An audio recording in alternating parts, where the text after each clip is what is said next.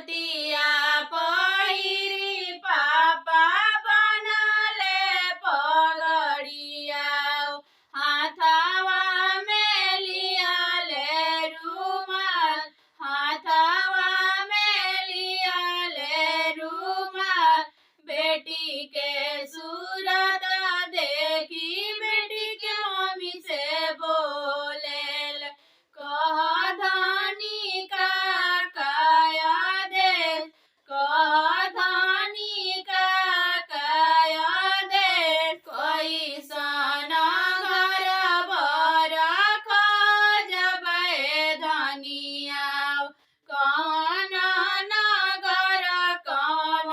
देश कौन नगर कौन देश बारवा सुंदर खोजब दूध ऐसन गोर खोजब अपने नगर अपन देश अपने नगर अपन देश ती उठी बेटी मोरा नही हरावा रोज रोज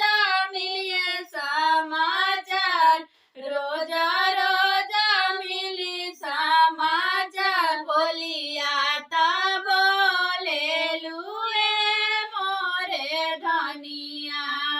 बोले में लगवलू न देर बोले में लगवलू न देर तोहरो कहल नाही करबो ए धनिया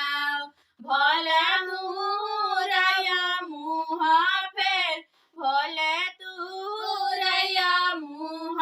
फेर बुधिया विवेक खोजब पढ़ल पंडित खोजब राम भले हो खस उपदेश घरवा दुआर खोजब संपतया पर खोजब भलाई पास सुर देश भला